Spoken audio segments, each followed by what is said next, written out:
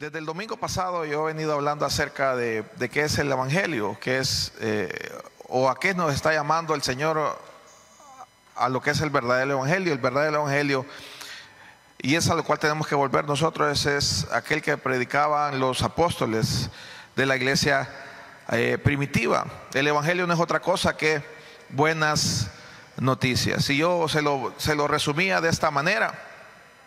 Desde Isaías fue anunciado que iba a nacer un niño y que iba a ser Emanuel, que significa, la buena nueva del Evangelio es que Dios quiere estar con nosotros. La buena nueva del Evangelio, la buena noticia del Evangelio es que Dios quiere estar con usted y Dios quiere estar conmigo. Y si eso no le emociona, y si eso no le alegra, y eso no le da gratitud a usted, no sé qué más le puede dar gratitud. Dele un fuerte ofrenda de aplauso al Señor, ofrenda de palma al Señor, porque Él quiere estar con usted y conmigo. Y eso tiene que llenar nuestra vida. Si su presencia no nos llena, nada nos va a llenar.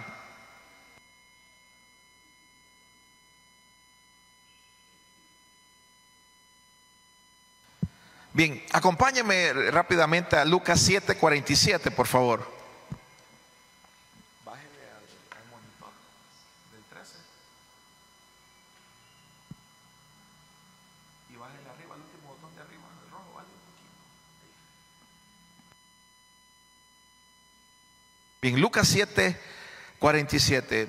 Hablamos lo que es evangelio, que tenemos que volver al evangelio. El evangelio no es otra cosa que las buenas nuevas de ¿quién? Las buenas nuevas de ¿quién? ¿De quién se trata el evangelio? ¿Se trata de la iglesia? ¿Se trata de Visión Jesús? ¿Se trata del que está predicando? ¿Se trata de Jesucristo? Entonces, ahí está bien. Entonces, vamos a ver, si realmente nosotros entendemos el evangelio, la buena noticia, nuestra vida no puede ser igual. Dice Lucas 7:47: por lo cual te digo que sus muchos pecados le son, porque amó mucho, mas aquel a quien se le perdona poco, poco ama. A quien mucho se le perdona, mucho ama. Quien sabe lo mucho que ha sido perdonado, tiene una respuesta extravagante porque entiende la buena noticia. Padre, en el nombre de Jesús, esta mañana te damos gracias, Señor, una vez más, porque podemos venir a tu casa, Señor, porque podemos reunirnos, Señor, con nuestros hermanos, porque podemos, Señor, formar, capacitar, entrenar aquella que usted está preparando a su iglesia, Señor, aquella que ha de ser gloriosa, radiante, como aquella que tiene un vestido de novia blanco, sin mancha y sin arrugas. Señor, queremos formarnos, prepararnos, estar listos, Señor, para el día de su venida. En el nombre de Jesús yo oro que toda distracción, que todo sueño, que todo adormecimiento, todo aquello, Señor, que quiera distraernos, Señor, para no recibir tu palabra, pueda ser cancelado y anulado. Lo sometemos a la obediencia de Cristo, Señor, y hoy preparamos nuestro ser, Señor, para recibir tu palabra. En el nombre de Jesús, Señor, te damos gracias. Espíritu Santo, toma usted el control, utilice mi boca para poder llevar tu palabra esta mañana. En el nombre de Jesús, amén. Amén. La buena noticia es Jesús en nosotros. La buena noticia del evangelio, vamos a ver, aquel que recibe, aquel que entiende la buena noticia que es Cristo en nosotros, su vida no puede ser igual. O vamos a ver, aquel que recibe la buena nueva, aquel que recibe el evangelio, su vida se enciende o su vida se enfría. Si no estamos encendidos es porque estamos enfriándonos.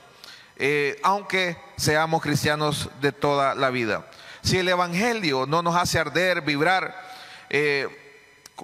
a veces lo hacemos por costumbre, ¿sabe? Nuestro corazón se está endureciendo. ¿Cómo tenemos que responder al evangelio? Con entrega, con pasión, con obediencia, porque tenemos que recordar cuál es la buena noticia. Entonces, hoy vamos a hablar de cómo estamos respondiendo al evangelio. El tema de esta mañana es cómo vamos o cómo vas a responder al evangelio. Entonces, el verdadero cristiano, no importa cuántas veces haya escuchado el evangelio, siempre va a ser sorprendido por el evangelio. Aunque lo escuche todos los días, todos los días el Evangelio va a estremecer hasta lo más profundo. ¿Por qué? Porque el Evangelio lo es todo. El Evangelio lo es todo. Yo quiero que usted pueda decir, si usted siente decir esta oración, no le puedo decir que le diga, porque si usted no la siente, no va a hacer efecto. Que podamos decir en nuestro corazón: Señor, transforma mi vida. Que el poder del Evangelio sea suficiente. Señor, yo no necesito más. Tú eres más que suficiente para mí. Atraviesa con el Evangelio cada célula de mi ser, de toda mi vida, con el poder del Evangelio. Entonces, iglesia, el Evangelio es la buena noticia. ¿Cuál buena noticia? De cómo el último Adán, Jesús, vino a restaurar todo lo que perdió el primer Adán. Todo lo que se perdió por el pecado será restaurado. ¿Por quién? Por Cristo Jesús. Entonces, ¿cómo vamos a responder eso? Vamos a ver todo lo que perdió Adán. ¿Por qué usted se enferma? ¿Por qué muchos antes de conocer a Cristo traían maldiciones? ¿Por qué muchos antes de venir a Cristo veníamos con tanta cosa? Aunque lo portábamos inconscientemente. ¿Por qué lo portábamos? Porque a raíz del pecado de Adán se instituyó en nosotros la naturaleza pecaminosa. Toda persona que nace de bebé trae naturaleza pecaminosa a causa de lo que hizo el primer Adán, pero a causa de lo que hizo el segundo Adán o el postrer Adán, todo va a ser restaurado. Entonces vamos a hablar esta mañana de cómo vamos a responder al Evangelio. Pero antes yo quiero decirle 3 características que tiene el Evangelio, y lo vamos a ver en la palabra. El Evangelio es eterno. El Evangelio es eterno. Apocalipsis 14:6. Quiero dejar claro estos 4 puntos, o estas 4 características acerca del Evangelio. El Evangelio es eterno. Apocalipsis 14:6 dice: vi volar por en medio del cielo a otro ángel que tenía el Evangelio eterno, para predicarlo a los moradores de la tierra, a toda nación, tribu y lengua. Dice, habla del que el Evangelio es eterno. Vamos a ver, ¿por qué es eterno? Porque el Evangelio resolvió un problema eterno. Eternamente nosotros teníamos que estar sin contacto con Dios, alejados de Él. Pero Jesús hizo un trabajo de reconexión que conectó el hombre con Dios, y eso se llama redención. O sea que el Evangelio es eterno porque resolvió un problema eterno. El Evangelio es universal. ¿Por qué? Porque el Evangelio va a restaurar todas las cosas, no solo mi relación con Dios, sino también la promesa de que todas las cosas van a ser restauradas en Cristo Jesús. El hermano Héctor el martes pasado predicaba acerca de que Él va a hacer nueva algunas cosas. Todas las cosas van a ser nuevas. Apocalipsis 21:5. Apocalipsis 21:5 dice: he aquí, yo hago nuevas todas las cosas. El que estaba sentado en el trono dijo: he aquí, yo hago nueva todas las cosas. Y me dijo: escribe, porque estas palabras son, o sea que se van a cumplir sí o sí. Tercer punto, el Evangelio es social, porque el Evangelio restaurará las relaciones interpersonales que el pecado rompió. Cuarto, el Evangelio es personal. Es personal. Gálatas 2:20 dice: con Cristo estoy juntamente crucificado. Ya no vivo yo, mas vive Cristo en mí. Y lo que ahora vivo en la carne, lo vivo en la fe del Hijo de Dios, el cual me amó y se entregó a sí mismo por mí. El Evangelio es un asunto personal, y sabe, Dios nos incluyó en su historia. El martes yo predicaba de que Dios, desde que creó a Adán y Eva, Él tenía un plan, Él tenía un guión, Él tenía una forma de que cómo ellos debían vivir su vida, pero ellos quisieron vivir la vida a su manera y se apartaron de la historia de Dios para vivir su propia historia. Entonces, el Evangelio resuelve todos nuestros problemas, nos arranca de nuestra historia, nos arranca de la forma de vivir que nosotros queríamos llevar y nos incluye en la historia de Dios, nos vuelve a incluir en su historia. Entonces, Todo esto debe hacernos reaccionar, provocar en nosotros una respuesta. Entonces sigo haciendo la pregunta: ¿cuál va a ser nuestra respuesta al Evangelio? ¿Cuál es la respuesta que el Evangelio exige o que el Evangelio espera de nosotros? Romanos 12:1, y entramos hoy sí en tema. Romanos 12:1. Este es un texto que es muy conocido. Romanos 12:1. Yo quiero que usted lo marque ahí en la Biblia, porque vamos a estar constantemente viniendo a él. Romanos 12:1. Dice: así que, hermanos, os ruego por las misericordias de Dios que presentéis vuestros cuerpos en sacrificio vivo, santo, agradable a Dios, que es vuestro culto racional. Bien, eso dice Romanos 12:1. Pero antes de poder explicarlo, antes de poder entrar en detalle acerca de lo que el apóstol Pablo nos está diciendo, cómo debemos nosotros reaccionar al Evangelio, quiero hacer un panorama o un resumen de lo que es el libro de Romanos. Romanos tiene 16 capítulos. Yo le animo a que usted pueda leer todo el libro de Romanos. Son 16 capítulos. ¿Qué son 16 capítulos? ¿Habrá alguien que se quiera meter conmigo a leer el libro de Romanos? Son 16 capítulos. El día tiene, este mes tiene, ¿cuántos? Tiene 30 días. El día tiene 24 horas. El libro de Romanos se lee en una hora, así facilito, en una hora. Pero tiene todo el mes para leerlo. O lo puede leer hasta 2 veces, lo puede leer si lee un versículo diario. Léalo despacio, estúdielo, entiéndalo. Porque el Evangelio, la carta a los Romanos es como Pablo explica el Evangelio. Entonces, algunos teólogos dicen que es el Evangelio según Pablo. Es la carta donde Pablo mejor explica el Evangelio. Entonces, Romanos, ¿por qué es importante el libro o la carta a los Romanos? Se acaba de celebrar el día de la Reforma Protestante, y en ese contexto es importante de que usted y yo podamos entender la carta a Romanos. Entonces, Romanos es una carta que ha revolucionado a muchas personas en historia. Por ejemplo, Martín Lutero. ¿Quién era Martín Lutero? Era un monje agustiniano, y a través de Romanos, él era un monje. A través de Romanos él entendió que la salvación es por fe, por gracia y no por obras.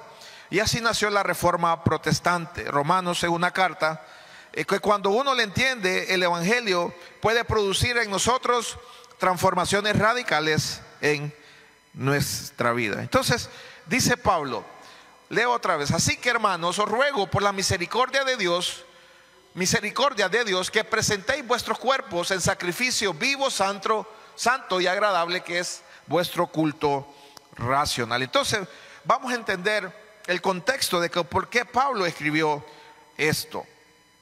Porque Pablo escribió esto. Comienza con así que, otras versiones dice por lo tanto, hermanos. Pero esta versión dice así que. Luego dice, os ruego por la misericordia de Dios. Pablo está diciendo, si usted y yo entendemos las misericordias de Dios, de las que se habla en el capítulo de Romanos, del 1 al 11, aquí estamos en el capítulo 12, la respuesta racional de un ser humano puede tener que la obra de Cristo y la revelación del Evangelio es presentar sus cuerpos como sacrificio vivo, santo y agradable. Es lo que Pablo está diciendo. Si usted y yo entendemos todo el capítulo 1 al 11 y como lo que habla el capítulo 1 al 11, nosotros vamos a responder ¿cómo? Presentando nuestros cuerpos como un sacrificio vivo, santo y agradable. Entonces, la persona, ¿por qué es importante entender esto? Porque la persona que entiende el Evangelio no se le tiene que estar diciendo aquí, hermano, cierre los ojos, hermano, levante las manos, hermano, aplauda, hermano, póngase de pie, hermano, traiga Biblia, hermano, sea puntual, hermano. No se le tiene que estar diciendo eso, porque entiende y se presenta a él como un sacrificio vivo, santo y agradable a Dios. No le tenemos que estar diciendo, hermano, concéntrese, hermano, apague el teléfono, hermano, no esté saliendo, hermano, no esté, un montón de cosas, porque se está presentando a Él, porque hemos entendido de dónde Dios nos ha sacado. Entonces, el Evangelio no me obliga, sino que me indica cómo presentarme a Dios. Vamos a ver, dice que yo me presento como sacrificio, a mí nadie me va a entregar. Imagínense que uno anduviera atrás de los hermanos, levante la mano y levantarle la mano a los hermanos. Y andarle, hermano, tiene que estar parado. Y hermano, venga para acá, ya ha ido 3 veces al baño, ¿verdad? Pablo está diciendo, repito, Pablo está diciendo, si ustedes entienden la buena noticia, el Evangelio, ustedes mismos se van a presentar a Él como un sacrificio santo, vivo, santo y agradable. Sacrificio vivo, ¿por qué? Porque a mí nadie me sacrifica. Yo solo voy y me entrego. Entonces, Pablo, aparte de que está diciendo eso, Pablo quiere decirnos que se nos pueda revelar que nuestro cuerpo no le tiene que servir al pecado. Nuestro cuerpo es para la gloria de Dios y por eso lo presentamos como sacrificio vivo, santo y agradable. Y por eso, hermano, mire, ve, cada vez que arranque el tiempo de oración o de adoración o de alabanza, seamos los primeros en entregarnos. No espere que el hermano de ahí le póngase de pie, aplauda, siéntese, levante las manos, arrodíllese. No espere eso. Seamos los primeros en levantar las manos, seamos los primeros en movernos, seamos los primeros en arrodillarnos, seamos los primeros en responder. Pastor, en la iglesia, los martes y los domingos. No, en todos lados. En todos lados, puede ser aquí, puede ser en la casa, puede incluso hasta en un hospital, hasta en situaciones y lugares donde la estamos pasando momentos difíciles. Vamos a ver, los que responden al Evangelio cuentan con el respaldo de Dios en otro nivel. Pablo está diciendo, la respuesta de ustedes al Evangelio tiene que ser racional, o sea, tiene que ser lógica o justa. Es que alguien que entendió el Evangelio se entrega a sí mismo como sacrificio vivo, santo y agradable. Pero yo le dije, Pablo llega aquí al capítulo 12 y nos dice, como ya entienden ustedes del capítulo 1 al 11, ahora ustedes tienen que responder a eso de esta manera. Pero ¿qué pasa en los capítulos anteriores? No voy a leer los 11 capítulos porque no nos va a quedar tiempo. Pero Pablo está pidiendo que nosotros respondamos a los primeros 11 capítulos de la carta a los romanos. Y yo quiero dividir esta parte en 2 asuntos en el libro de Romanos.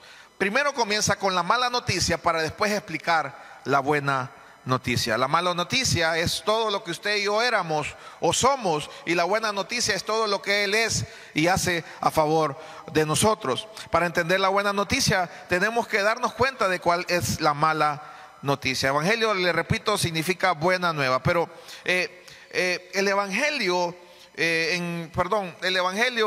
en la carta a los romanos podemos dividirlas en 2. Ya le dije, mala noticia y buena noticia. Pero en la mala noticia prácticamente está del capítulo 1 al capítulo 3. Habla acerca de la mala noticia. Le estoy haciendo una división del libro de Romanos. Del 3, el 24 al 8 habla del proceso de justificación, santificación y redención. Del capítulo 9 al 11 habla del plan de Israel en el plan de Dios. Y del capítulo 12 al 14 habla de la respuesta al Evangelio. ¿Qué va a afectar cómo respondemos nosotros al Evangelio? Va a afectar nuestra relación con Dios, nuestra relación con los demás, nuestra relación con los enemigos, nuestra relación con las autoridades, nuestra relación con los que creen diferentes. O sea, quien entendió el Evangelio va a afectar todo su estilo de vida. Y termina Romanos en el capítulo 15 y 16, donde saluda a la iglesia en casa, porque el Evangelio se vive todos los días en casa. Este es el panorama del libro de Romanos. Entonces, la pregunta es, ¿cómo vamos a responder al Evangelio? Mire, tiene que ver el tamaño de nuestro entendimiento, conocimiento de cuán libre somos. ¿Qué tanto yo me entrego al Evangelio? ¿Qué tanto yo respondo como Dios quiere, como sacrificio vivo, santo y agradable? Va a depender del tamaño de mi conocimiento de cuán libre soy. Repito, mi respuesta al Evangelio como sacrificio vivo, santo y agradable va a depender del tamaño de mi entendimiento o conocimiento de cuán libre soy. ¿Cuántos libres hay aquí? ¿Cuántos redimidos y perdonados hay aquí? Ahora, ¿qué tan perdonado se siente usted?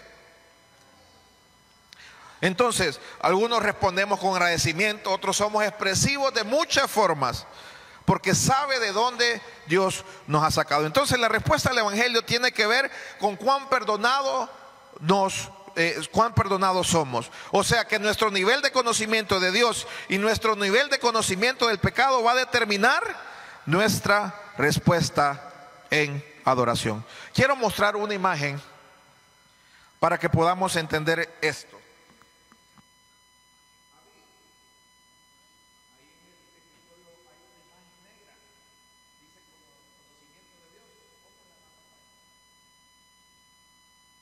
Perdón, que había olvidado comunicarle a Abby que me la colocara en la pantalla. Entonces, vamos a ver, nuestro nivel de conocimiento de Dios y nuestro nivel del conocimiento de nuestro pecado va a determinar nuestra respuesta en adoración a Dios. Recuerda, la mujer, el que mucho se le perdona, el que mucho ama es porque sabe lo mucho que le ha sido perdonado. Entonces vamos a ver, ¿cuál es el conocimiento que nosotros tenemos de Dios? Sí, esa, correcto. Vamos a ver. Si la puede agrandar un poquito más, o pantalla completa, en la esquina abajo, a la derecha, ahí. Ok. Está el conocimiento de Dios y está el conocimiento de mi pecado. Y yo quiero explicarlo de esta manera. ¿Qué conoce usted de Dios? ¿Quién es Dios para usted?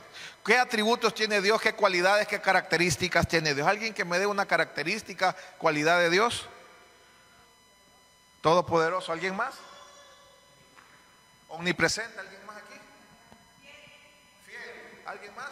Aquí nadie. Bueno, potente.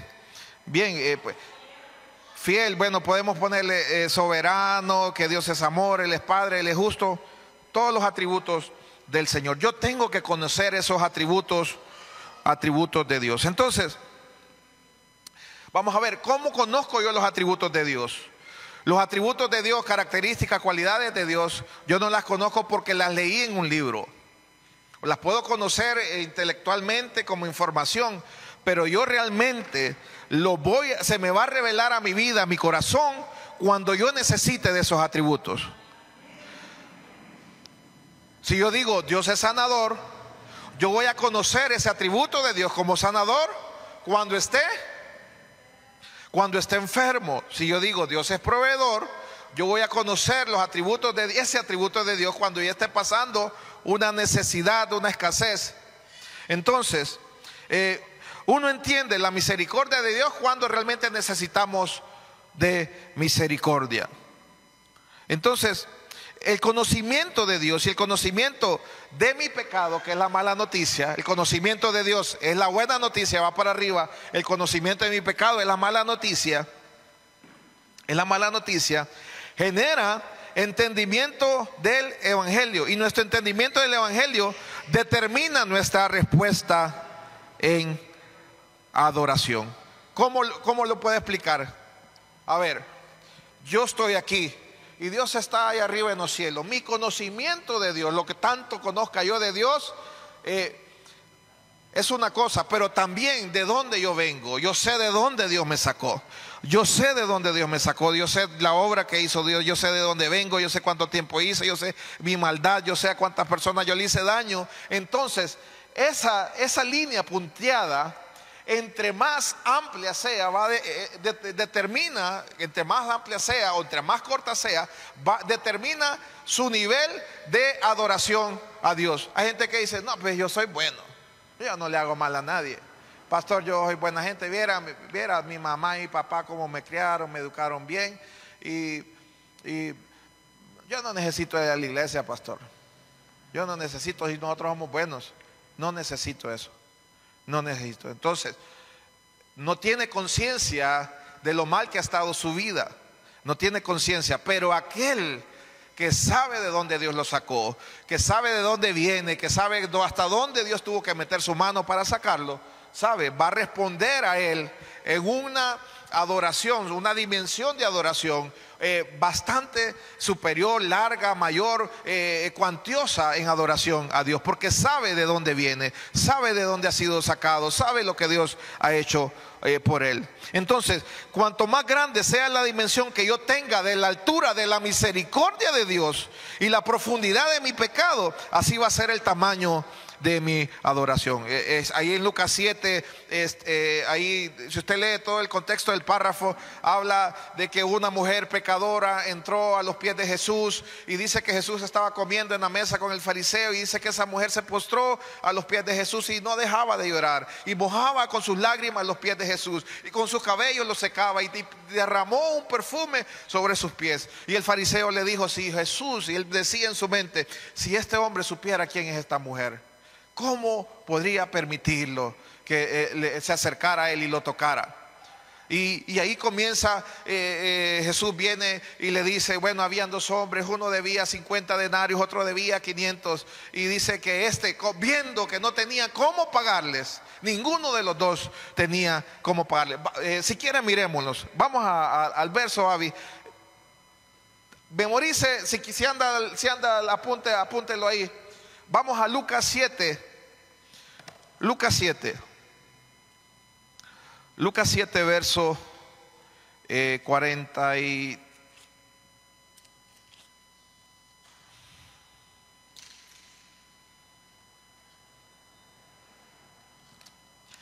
Vamos a leerlo todo desde el 36.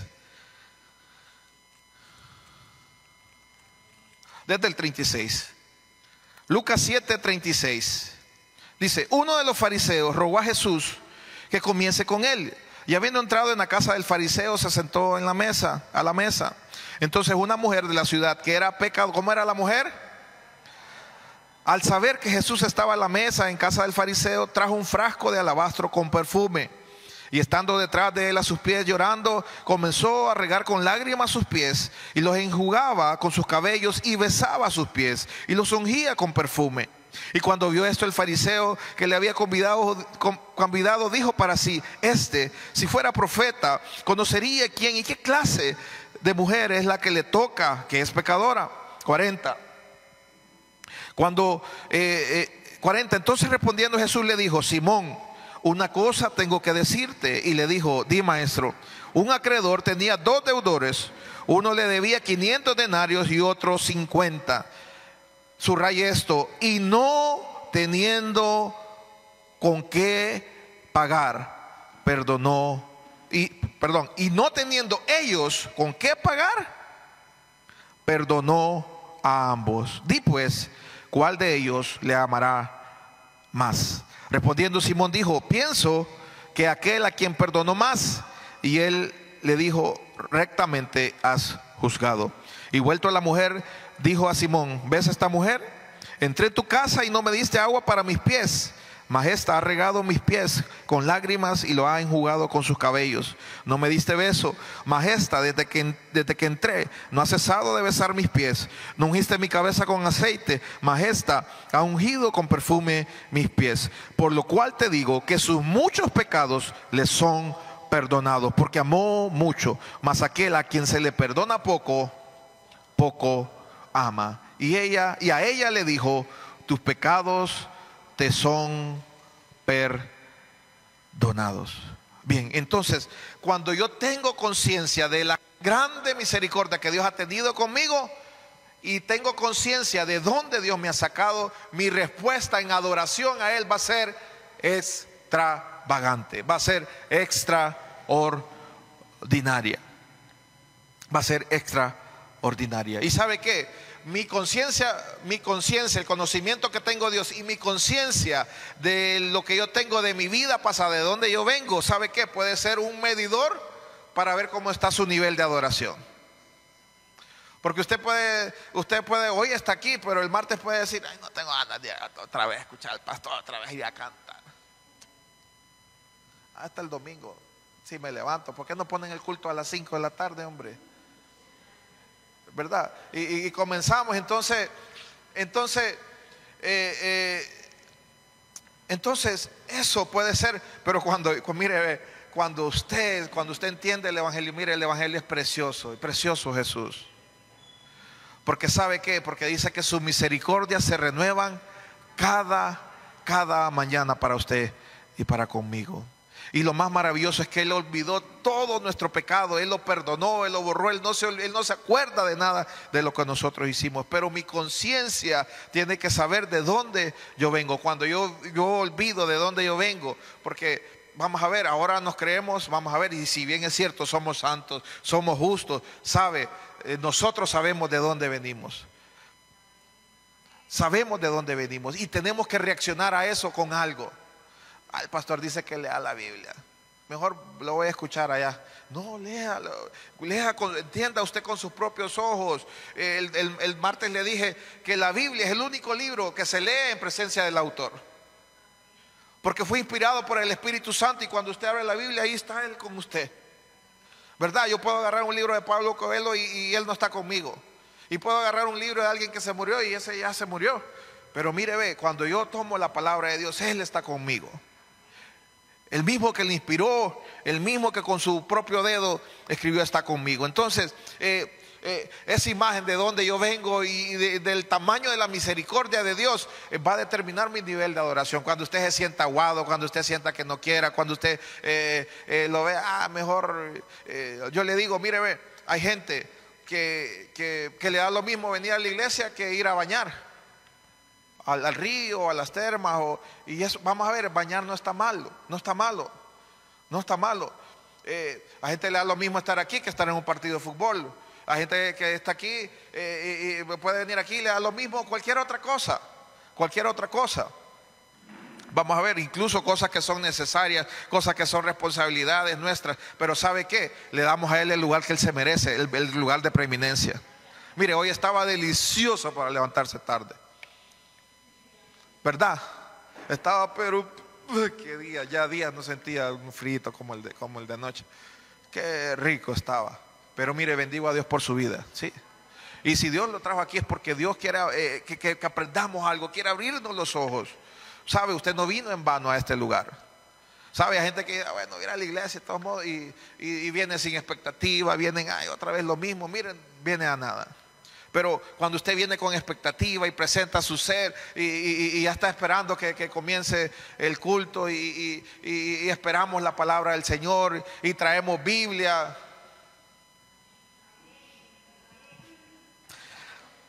¿Verdad? Venimos preparados, pues. Entonces, venimos con expectativa. Entonces, vamos a ver, hay gente que no tiene agradecimiento por Dios.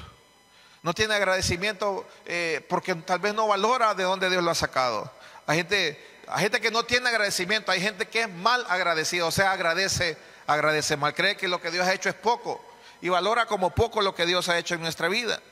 Entonces, que usted salga esta mañana respondiendo del tamaño de nivel de su misericordia de Dios y lo que Dios ha hecho por nosotros. Entonces, yo quiero hablar acerca de la mala noticia que está en capítulo 1, 2 y 3 en el libro de Romanos. Entonces esta primera parte la vamos a resumir en Romanos 3:23. Dice: por cuanto todos pecaron, están destituidos de la gloria de Dios. Esa es nuestra condición. Y vamos a ver, ¿y quiénes son todos? Por eso digo, hay gente que dice: pastor, yo soy bueno. Pastor, miren, a mí me educaron bien, yo no soy malcriado, yo respeto a la autoridad, yo no tengo problemas con nadie, yo soy bueno. Pero la palabra dice, Romanos 3:23 dice: por cuantos todos pecaron, están destituidos de la gloria de Dios. ¿Quiénes son todos los que pecaron y quiénes están destituidos de la gloria de Dios? A veces cuando pensamos en pecadores, pensamos en violadores, pensamos en asesinos, pensamos en narcotraficantes, pensamos en gente que se ha robado cantidades exageradas de dinero. Cantidades exageradas de dinero, o sea, gente que está embarrada en la vida de mundo. Pero olvidamos lo que Jesús le dijo al fariseo cuando este fariseo estaba juzgando a esta mujer pecadora. Repito, Lucas 7:42. Yo le dije que lo marcara, no lo vamos a ver. Dice que ninguno de los dos, ni el que debía 500, ni el que debía 50, ninguno de ellos tenía cómo pagarle. Iglesia, ninguno de nosotros tiene cómo pagarle a Dios lo que Él ha hecho por nosotros. Y no podemos vivir la vida como que no necesitamos de Él, como que somos autosuficientes, como que somos independientes. Necesitamos de Él, porque nadie de nosotros tiene cómo pagarle a Él. Nadie tiene cómo pagarle a Él. Y a veces perdemos de vista cuánto le debemos a Dios. Entonces, Pablo habla en los primeros 3 capítulos de 3 grupos de personas. Y si bien es cierto, era la realidad de aquellos tiempos, pero son cosas que todavía se siguen viviendo hoy. El primer grupo que le habla Pablo son a los paganos. Gente completamente sin Dios, que no reconoce a Dios en su vida. Romanos 1, 21 y 25. Romanos 1, 21 al 25. En la mala noticia, Pablo se refiere primero a los paganos. Dice: pues habiendo conocido a Dios, no le glorificaron como a Dios, ni le dieron gracias, sino que se envanecieron en sus razonamientos, y su necio corazón fue entenebrecido. Profesando ser sabios, se hicieron necios y cambiaron la gloria de Dios incorruptible en semejanza de imagen de hombre corruptible, de aves, de cuadrúpedos y de reptiles. Por lo cual también Dios los entregó a la inmundicia en las concupiscencias de sus corazones, de modo que deshonraron entre sí por sus propios cuerpos, ya que cambiaron la verdad de Dios por la mentira, honrando y dando culto a las criaturas antes que al Creador, el cual es bendito por los siglos. Amén. Mire, el fin de la humanidad, de todo ser humano, es adorar. Si no adoramos al Creador, adoramos las cosas que han sido creadas. El hombre siempre va a tener que adorar a alguien. Entonces el pagano adora las cosas materiales, adora las cosas que fueron hechas. Los paganos, por no reconocer a Dios en su vida, los entregó Dios a las pasiones más bajas de la carne. Los paganos eran, pero también hay en estos tiempos personas muy materialistas, o sea, hacen dioses de todo. Entonces, Pablo tiene que comenzar explicando el evangelio, contando la mala noticia, que ningún ser humano se salva por sí solo, que todo ser humano nació con naturaleza caída y que todo ser humano nace de Adán y que necesita reconocer que necesita un Salvador. Todo ser humano tiene tendencia a la maldad, todo ser humano está en bancarrota, todo ser humano tiene la tendencia a estar roto por la iniquidad, pero el evangelio revela esa conciencia. Hoy compartí una frase en la mañana que es de un escritor que se llama Timothy Keller, y dice: el evangelio es que somos más pecadores y defectuosos de lo que jamás nos atrevimos a creer, pero al mismo tiempo somos más amados y aceptados en Cristo Jesús de lo que nos atrevimos a esperar. Mire, esto es maravilloso cuando usted lo entiende. Es maravilloso cuando usted lo recibe en su corazón, porque reconocemos y sabemos cuánto le debemos a Dios. Pero aún así, ¿sabe? Él nos acepta. Él nos acepta. Y ¿sabe? Él nos ama y nos acepta tal cual somos. ¿Por qué? Por la obra de redención de su Hijo. El segundo grupo de personas que Pablo le habla son a los moralistas. A los que son, por sus leyes morales, creen que ganan cosas. Vamos a ver. Son gente que creen que que su moral es suficiente, que su vida correcta les es suficiente. Dice: yo soy buen padre, yo soy una buena madre, yo no le hago mal a nadie, yo voy a la iglesia, honro a mis papás, soy una buena persona. Entonces creen que su moral les es suficiente para que en el día del juicio delante del trono de Dios, creen que su moral los va a salvar, y no son conscientes que su moral no les alcanza absolutamente para nada. La moral no les va a alcanzar. El moralista se ve, ¿sabe cómo explico esto? Los moralistas son aquellos que se ven en un espejo de lejos. Yo me podré ver un espejo a esta distancia y yo digo estoy bien peinado, ¿verdad? No, la camisa la ando. Pero ¿qué pasa cuando yo me pongo de frente al espejo? ¿Qué pasa cuando yo me pongo de frente al espejo? Mire, ve, si usted pone un espejo, ojos espejitos chiquitos, usted agarra un espejito chiquito, mire, se le ven las arrugas, se le ven las manchas, se le ven las pecas, se le ven los pelos, se le ven todo. Pero de lejos se ve bien, no, estoy bien, pero de cerca, entonces el moralista es alguien que se ve a un espejo como de lejos. Entonces Pablo condena la influencia de los moralistas. Romanos 2, versículo 3. Romanos 2, versículo 3. Romanos 2, versículo 3 dice: y piensas esto, oh hombre, tú que juzgas a los que tal hacen y haces lo mismo, tú escaparás del juicio de Dios, o menosprecias las riquezas de su benignidad, paciencia y longanimidad, ignorando que su benignidad te guía al arrepentimiento. Pero por tu dureza y por tu corazón no arrepentido, atesoras para ti mismo ira para el día de la ira y de la revelación del justo juicio de Dios, el cual pagará a cada uno conforme a sus obras. Entonces Pablo está diciendo, primero está diciendo que va a haber un día de juicio y donde todos vamos a estar delante del tribunal de justicia. Y ¿sabe qué? La moral no va a ser suficiente. Aquel va confiado en su moral. Entonces no importa lo que haya hecho, que si es una buena persona, ¿sabe? Las obras, no, sus propias obras, sus buenas propias obras no les va a ajustar, solo ajusta la obra que Jesús hizo en su vida. No será suficiente la moral, no será suficiente las buenas acciones. Necesitamos un Salvador, un Redentor. Entonces, Pablo primero habla a los paganos, aquellos que adoran las cosas hechas y las cosas materiales. Después habla a los moralistas, aquellos que adoran la apariencia, adoran el parecer a alguien bueno, pero ignoran que necesitan arrepentimiento. Y el tercer grupo al que Pablo le habla son a los legalistas. Vamos a ver, y yo con esto quiero dejar algo claro: la ley no es mala, la ley es buenísima, súper buena, tanto así que demuestra quiénes somos nosotros.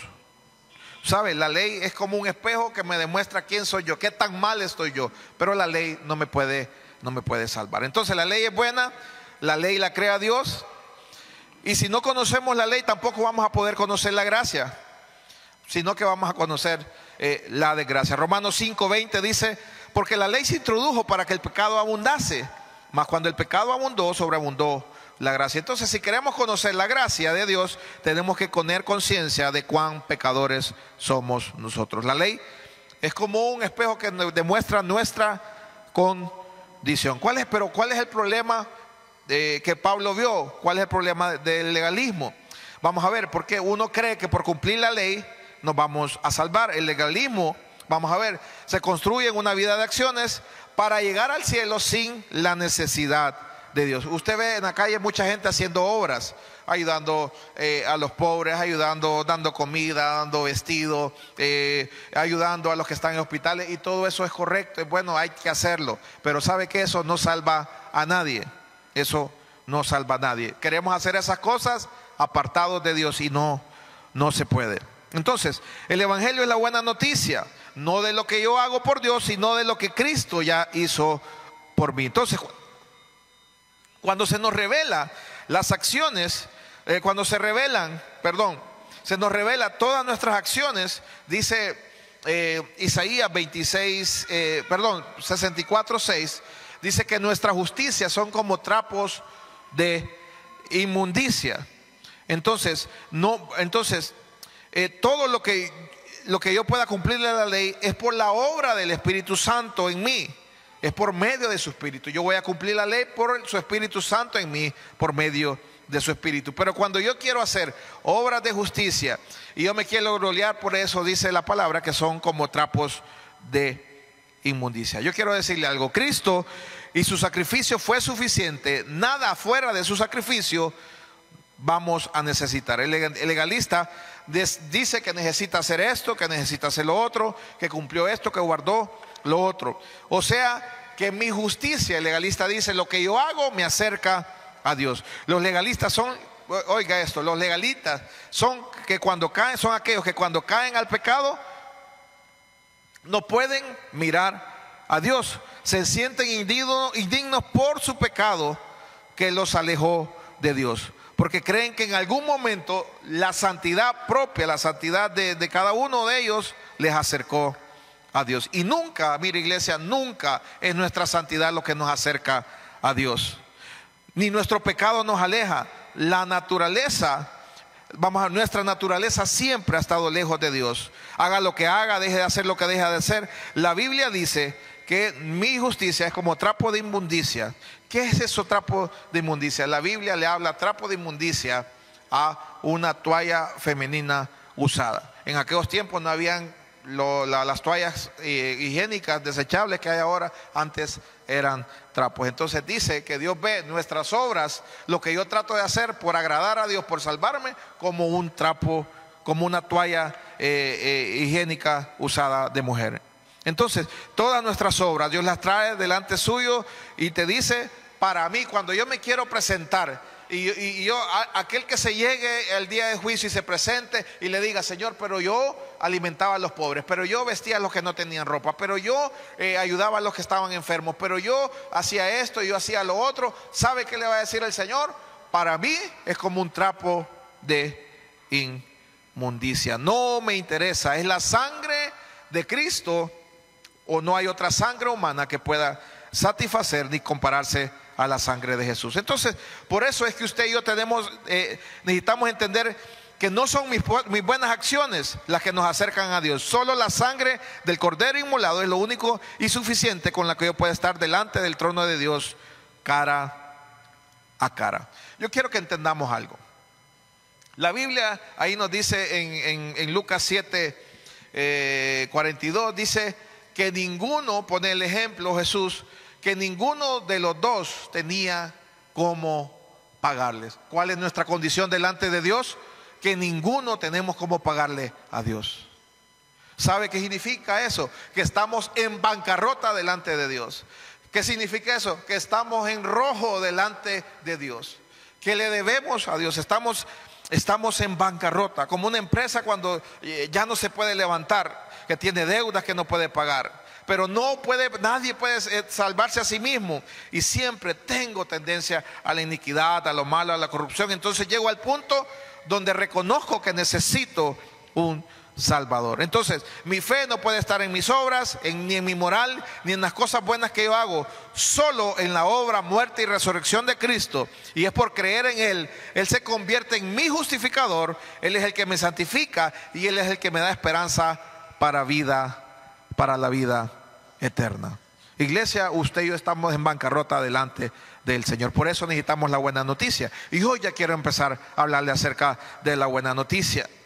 La buena noticia. La mala noticia comienza en el capítulo 1, versículo 1 de Romanos, y termina en el 3:23. Por cuanto todos pecaron, fueron destituidos de la gloria de Dios. Vamos a Romanos 3, 24, 23, pongámoslo. Yo creo que todos nos sabemos de memoria o hemos escuchado infinidad de veces Romanos 3:23. Por cuantos todos pecaron, están destituidos de la gloria de Dios. Pero ¿cuántos se acuerdan del 24, del 25 y del 26? Póngame el 24. Sí, mire, ve, dice el 23. Por cuantos todos pecaron, fueron destituidos de la gloria de Dios. Ok, de la gloria de Dios, dice, siendo justificados gratuitamente. ¿Por qué? Mediante la redención que es en Cristo Jesús. 25. A quien Dios puso como propiciación por medio de la fe en su sangre, para manifestar su justicia a causa de haber pasado por alto en su paciencia los pecados pasados. 26.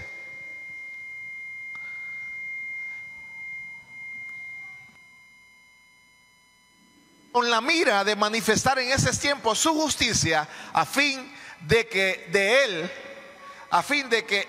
Él sea el justo y el que justifica al que es de la fe en Jesús. Mire, esa es la buena noticia. En el 23, en el versículo 23 termina la mala noticia, pero en el versículo 24 del capítulo 3 comienza la buena noticia. Esa es la buena noticia, que tenemos esperanza en Cristo Jesús, que es el quien nos justifica. Justificar significa declarar justo. Yo le he explicado así: justificar significa que usted ya no le debe nada a Dios. ¿Cuántos han tenido una deuda grande que sienten que no iban a poder pagar, que les ha costado pagar, pero cuando la pagan y la empresa o el banco le da un papel que dice finiquito, usted sale de ese lugar? ¿Cómo sale?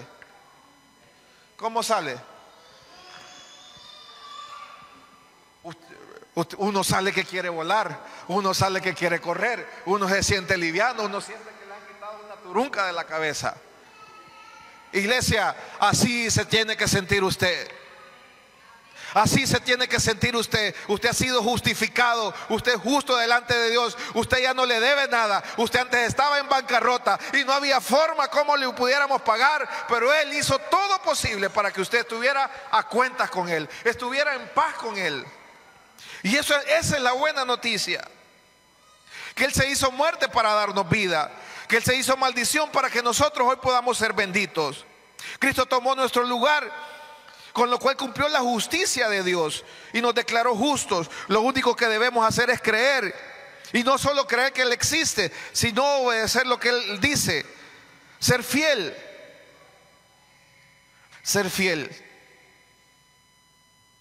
Entonces, pregunta, ¿cómo puedo saber si alguien está creyendo en Él? Porque confía su vida y obedece a todo lo que Jesús dice, porque sabe que Él nos salva. Yo quiero poner un ejemplo, porque lo escuché en un libro que estaba leyendo. Dice que la fe es como un paracaidistas. ¿Usted ha visto los paracaidistas? Bueno, lo vimos en el 15, aquellos que cayeron en el Estadio Nacional. ¿Sabe? Esos se tiran desde un avión a no sé cuántos pies de altura, miles de pies de altura, y se tiran al vacío. ¿Sabe qué? Con su fe puesta en una mochila que llevan acá atrás, de que se va a abrir. ¿Sabe? ¿Cómo sé que alguien está creyendo? Porque tiene confianza y sabe de que eso que lleva en la espalda, cuando tire de él, se va a abrir. Y él sabe que eso lo va a salvar. Entonces, en la buena noticia hay tres cosas de lo que yo quiero hablar. Primero, de la justificación.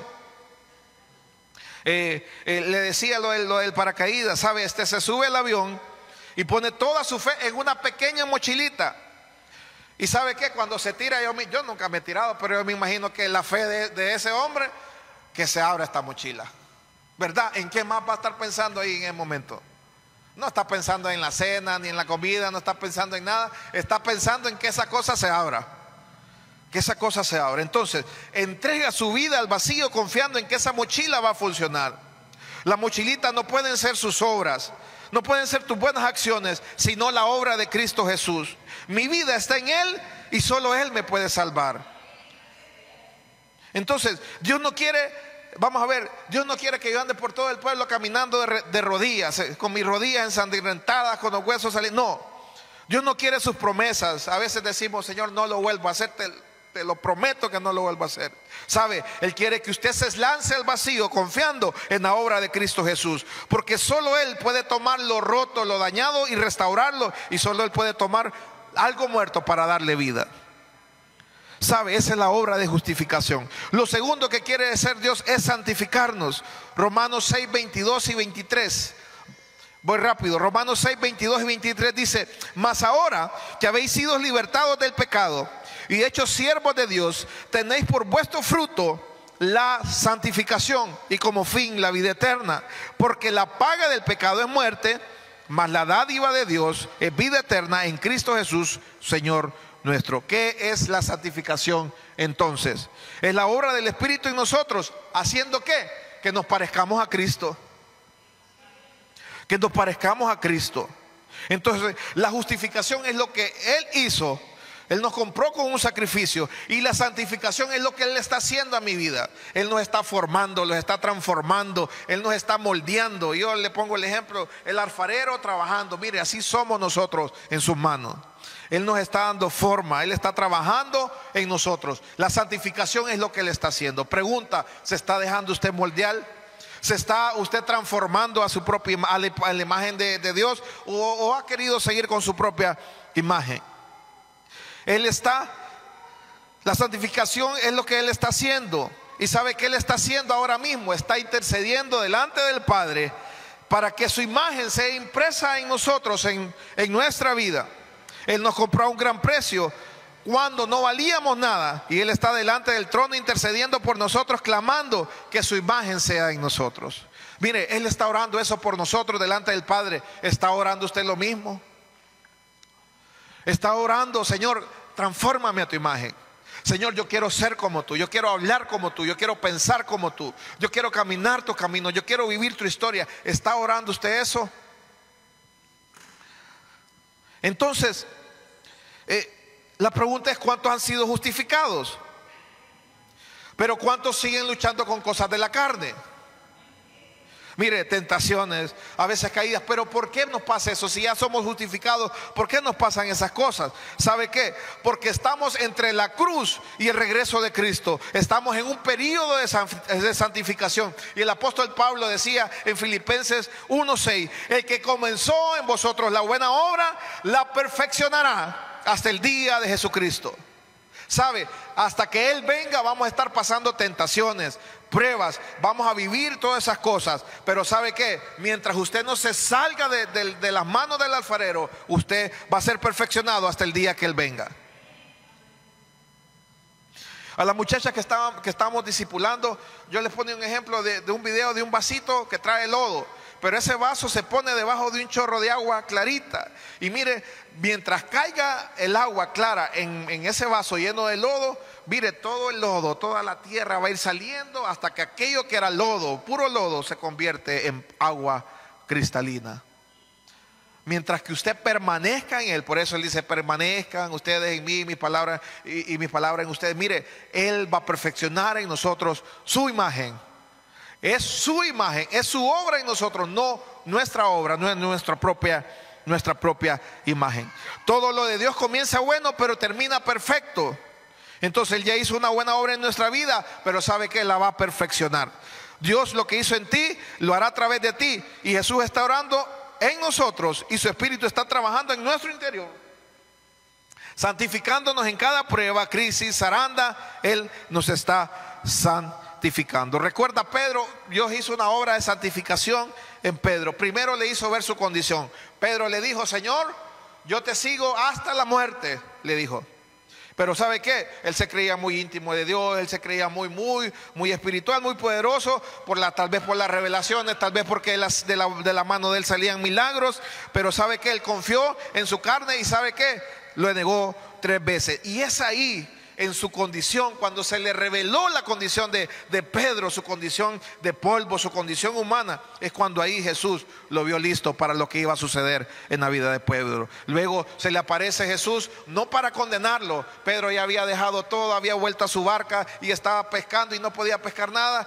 Cuando llega Jesús le dice: tiren al lado derecho, y los que no habían pescado, pescaron. Y cuando vienen a la orilla, Jesús les tiene preparado pescado. Y cuando ve a Pedro, no le dije: yo sabía que me iba a fallar, Pedro. Pedro, yo sabía. Pedro, ¿por qué lo hiciste? ¿Sabe? Jesús no le dijo eso. Jesús le dijo: Pedro, ¿me amas? 3 veces: Pedro, ¿me amas? Pedro, ¿me amas? Pedro le contestó: Señor, tú lo sabes todo, tú sabes que te amo. Y el Señor Jesús le contestó: apacienta mis ovejas. Solo cuando reconocemos y vemos, se nos revela nuestra condición, que somos polvo, que estamos rotos y que estamos en bancarrota. ¿Sabe? Nuestra respuesta a Él va a ser como la respuesta que tenía Pedro a Él. Pedro no era la sombra de Pedro. La gente se equivocaba, creía que era la sombra de Pedro. ¿Sabe? Era la obra de Dios, de justificación primero en Pedro, y la obra de santificación que Dios estaba haciendo en la vida de Pedro. Habrá alguien aquí que ha sido zarandeado en su salud, en su físico, en sus finanzas, en su fe, en sus emociones. Pero Jesús está orando por usted. Cuanto más conocemos a Dios y más conocemos nuestra condición, más confiables somos para Él. ¿Sabe por qué? Porque somos dependientes de Él. Mire, si nosotros fuéramos perfectos, nosotros vamos a creer que nuestra perfección fuera nuestra santidad la que hace que Dios nos utilice, que las cosas buenas pasen en nuestra vida. ¿Sabe lo que quiere Dios? Que dependamos de Él. Que dependamos de Él. Entonces, somos justificados, somos santificados. Y lo tercero que va a hacer, el Evangelio nos va a dar esperanza para el futuro. Y la Biblia lo llama eso glorificación. Justificación es lo que Él hizo, santificación es lo que está haciendo, y glorificación es lo que va a hacer en nosotros. ¿Qué es la glorificación? El mismo Cristo, después de vencer la muerte, apareció con un cuerpo glorificado. Y todos los que somos de Cristo también tendremos ese cuerpo glorificado, que no tendremos más el efecto del pecado y reinaremos con Él para siempre. Romanos 8:17 dice: y si hijos, también herederos, herederos de Dios y coherederos con Cristo, si es que padecemos juntamente con Él, para que juntamente con Él seamos glorificados. Pues tengo por cierto que las aflicciones del tiempo presente no son comparables con la gloria venidera que en nosotros se ha de manifestarte. Dígale al que está a la par: aguántese un poquito. Solo son 80, 90, 100 años más o menos para que pasen las aflicciones de este tiempo, porque no se compara nada con la gloria que ha de venir sobre nuestros cuerpos, porque seremos glorificados. Aguante un poquito más. Aguante un poquito más. Pablo dice que estas aflicciones del tiempo presente no se comparan con la gloria venidera que se ha de manifestar en nosotros. Aguante un poquito más. Aguante un poquito más.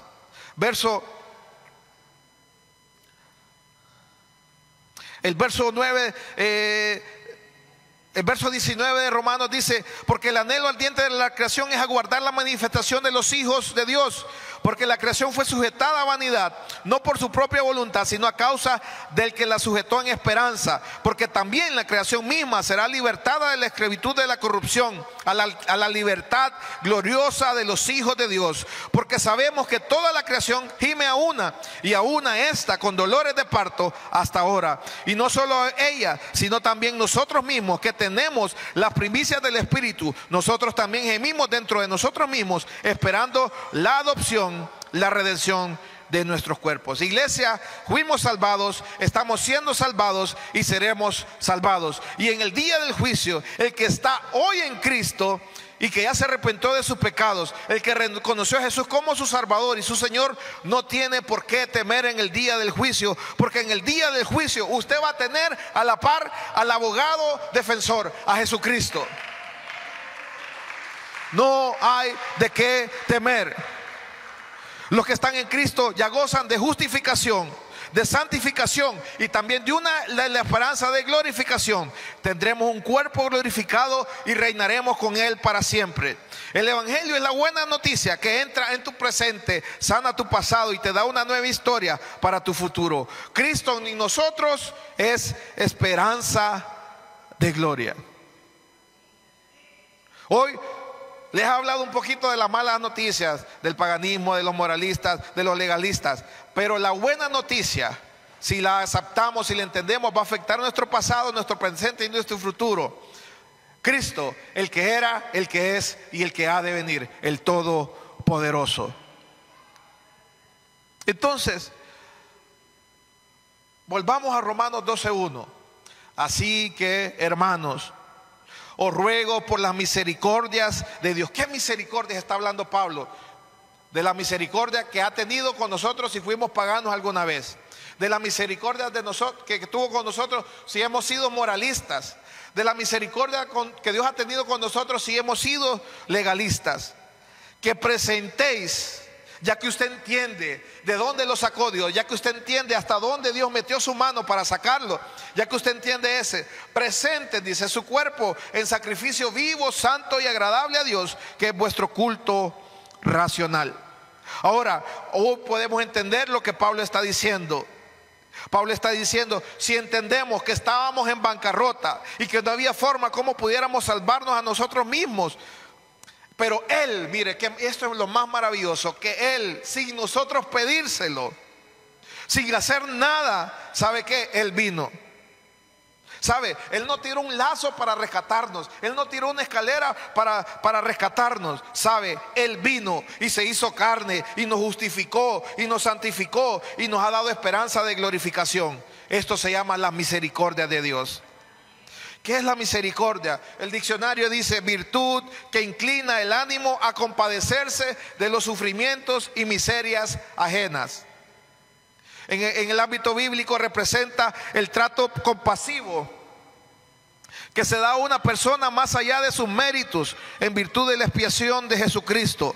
Nuestro Padre Celestial conoce nuestras debilidades y pecados y nos muestra misericordia, perdonar nuestros pecados y ayudarnos a regresar para morar en su presencia. Yo se lo explico de otra manera. Misericordia es cuando Él pone su corazón sobre nuestras miserias.